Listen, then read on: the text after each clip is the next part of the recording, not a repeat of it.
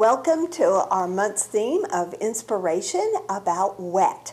We're hoping you're going to have a great time this month with this inspiration. We think it ties into Ooey Gooey really well. What I'd like you to think about this month is things to get wet. Not so much about water play, but things that the children can work at trying to get saturated and wet. So lots of spray bottles, pump bottles, different size bottles that will keep them busy to work really lengthy periods of time. So like for Ooey Gooey, for instance, we do clean mud. So instead of dumping the water in, what I'd like you to think about is giving them like a roll of toilet paper, having them tear it and having them use their spritz bottles and spraying them to get them sopping wet and then putting them into a container. This would be a great ongoing project that would take a couple of days for them to build it up so that you would have enough in there for them to make that clean mud recipe. So as you're exploring this month and doing your investigation, think about ways that you can use this wetness with more of a spray bottle than using water play into an actual container. These spray bottles do really well because you can make them squirt straight across or come out into a spray. One of the things that I want you to also experiment with this month is lots of ice. This is a great theme for that, and the children love it because it's cold. It does really cool things. So you'll see here that I made kind of a ball. What I did was I actually took balloons. These are the balloons that I have not taken the balloons off yet. And what I did was I filled them up with water, tied a knot, and then put them in the freezer in a Ziploc bag so that they could freeze. When they were done, you just simply take the end of it and you clip it,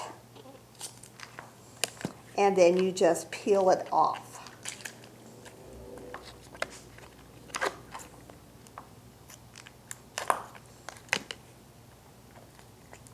And remember, balloons are always a choking hazard, so you want to make sure after you have peeled it that you throw the balloons away and don't allow the children to play with them or put them into the mouths. But it makes a really fun ball.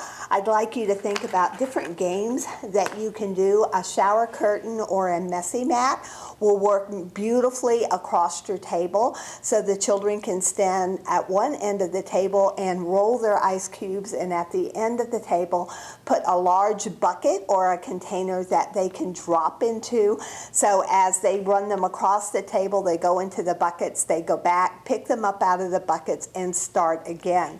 You can see that I made all different kinds of sizes of them. I left these in there because they're a little less cold for me to handle while I'm talking about them, but they work really well. Now, you can also use any Tupperware containers. It doesn't necessarily have to be a complete round ball. It could be a square, it could be anything. The idea is the wetness of it and the coldness of it so that the children can learn to slide it. There's lots of different games that they can play with this, so that you can give them wooden spoons, you can give them rulers, you can give them all kinds of different ice-steam tools to push these items across the table for them to lunge into the containers down on the floor that you have.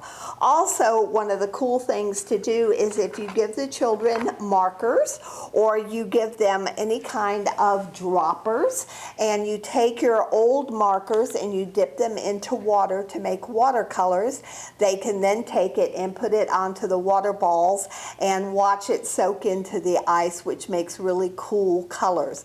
I will give you a disclaimer because I did try. Now this one was in Tupperware and I added coloring to it before I froze it, and it worked very nicely. However, with the balloons, when you're filling them up with water, even when you take the eyedropper and try to put the coloring in it, as it fills up, it overflows, and it is very, very messy because you usually have to put the mouth of the balloon onto the spigot to fill the balloon up with the water.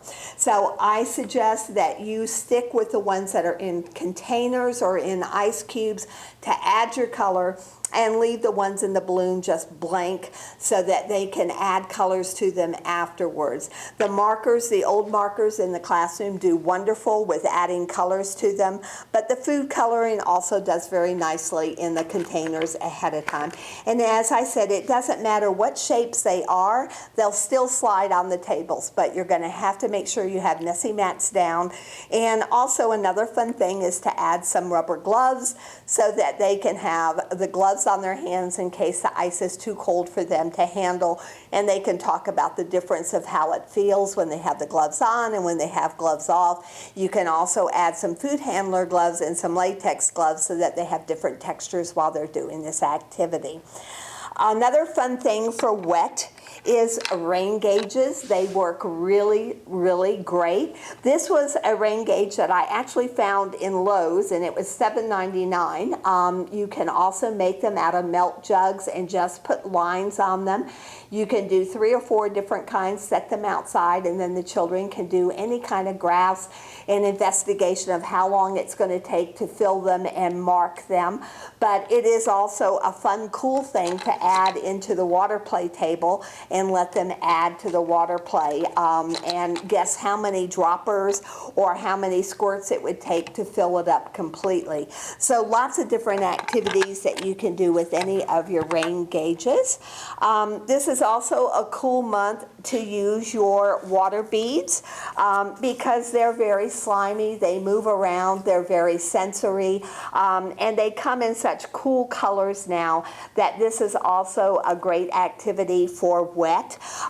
Scooping, putting them into the water bottles, putting them into different containers, also adding them onto the trays with the ice cubes so that they can have a different feel for your textures works really, really well. Also, any of your ice gel packs and any of the ice containers that you can get that you can freeze, these do really well that you can add to when you're doing your ice cube relays, that you've got all different kinds of sizes and textures. You'll see I just did a bag of just regular ice cubes. This is really fun to put them down on any kind of tray. This is a styrofoam tray that I have here. And you can divide up and give each one of them their own tray, add the droppers and food colors, and they can experiment. It's also fun to give them tweezers and some different kinds of spoons and prongs for them to try to pick up the ice cubes with because they're slippery. So another great fun activity. One of the other things I would like you to use is these bottles, these ketchup bottles, which we use in lots of our different activities, work really, really well because they squirt like this. And so what I want you to think about is how you can make things wet without submerging them in water. So part of their experience and their investigation is how they're going to get it wet and what tools they're going to use to experiment. You'll want to use any of your deep trays or trays that have lips, so when you're giving them any kind of the squirt bottles or the sprayers, that it's catching all of the water so that you don't have it all over. Also, this is another great squirt gun. You can get these into the dollar store. They're really fun. So this is another thing that works really good, that they can squirt and fill up their water bottles and that kind of thing. The other way to make these a little different in their activities is to put paper towels under them, and the goal is to see who can have the driest paper towel at the end of activities. So when they're filling up their water bottles with any of their squirt guns or their ketchup bottles or any of their sprayers, that they're being challenged to see as little as they can get around their perimeter as they can. Also, cotton balls are a great thing for this particular event because they're so absorbent. So they work really well for the spray bottles. So I want you to think about how you can spray them. I want children to experiment with, did it work better to have the straight squirt, or does it better to have the squirt that goes all over? And how long does it take to get our cotton balls completely sopping wet? So So a lot of it is about prediction with this inspiration of wet, more so than just basic water play. Also, I'd like you to think about how you can let them squirt the table. If you put a messy mat down, you can have them squirt either trays like this, or they can squirt the messy mat if it covers your entire table. These bath scrunchies are a great thing to give them so that they can scoop the water up, put it into buckets, and then respray it and scoop it up. It's a great activity for them to use also. Another fun thing for this event is talking about growing, how we can keep things very wet. So I'd like you to think about just some simple projects that will grow relatively quickly. And this is carrots that I just cut off the ends. They did not travel real well on my car, so they're looking a little droopy. But the beauty of these are they grew in about 8 days, so they grow relatively quickly. You can put them in a cap with water, so the children have to squirt them every day and keep them wet. And then you can have a tray of those. When they are about this length, once they start to get where they kind of just droop over, then you can give them potting soil, let them actually transfer the carrots into the potting soil, wet the soil so that then they can watch them grow even further. So it's a great long-term project that can last for a month or so in your nature area where you can work on. These were seeds that I planted. These are pumpkin seeds. They grow very, very quickly. These are literally 2 days old, and you'll see how quickly they started to pop up. And they get about this high, and then they start to droop over, and then you would have to transfer them into a deeper pot so that they could continue to watch them grow with runners. You can use sweet potatoes, anything that is going to keep them on a daily basis going over to a table with a variety of things growing so that they have to use their spritz bottles to keep them very moist and very wet. So they learn about how that happens, and if one of them dries up, what happens to the carrot when it doesn't get water. So it offers lots of great conversation.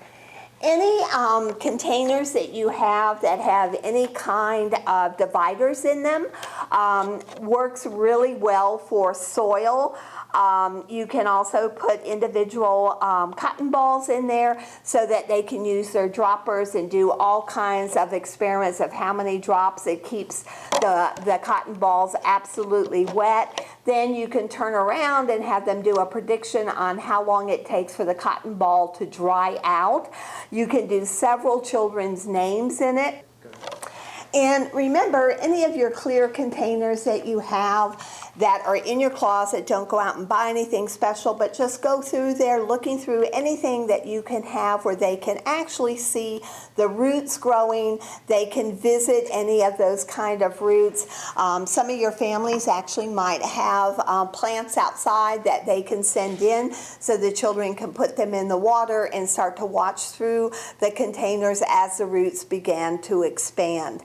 Also, one of the things I would like you to also experiment with, any of that cut up tubing that you've got left over. This is a great activity that when you give them bends that they're taking like the ketchup bottle and they're running the water through it, or they're taking the squirt bottles and they're sticking them in to run them in. So it has a very specific purpose versus just submerging them all into the water play table. Anything that you can freeze, balls, cotton balls, bath sponges, anything that can go into the freezer works really well to get them really cold. And then anything like your frisbees or your hula hoops, if you set them down on your messy mat, then it keeps that in a contained area versus them rolling off the table. When you're playing those relay race games with them and they're competing against one another, that works fine. But if they're actually experimenting with magic markers and food colorings and that, and you want to stay in one area, any of your outside hoops, you can go off the playground and bring them inside and set them down, and then put any of the kind of ice cube balls and things inside of that which contains it from rolling off while they're experimenting with it, and it makes it very workable for them. Please remember to send in your pictures. We've gotten some great pictures that we're collecting to share with all our Exploratorium teachers, and we're looking forward to all the great things that you're going to do with our inspiration of wet. See you next month.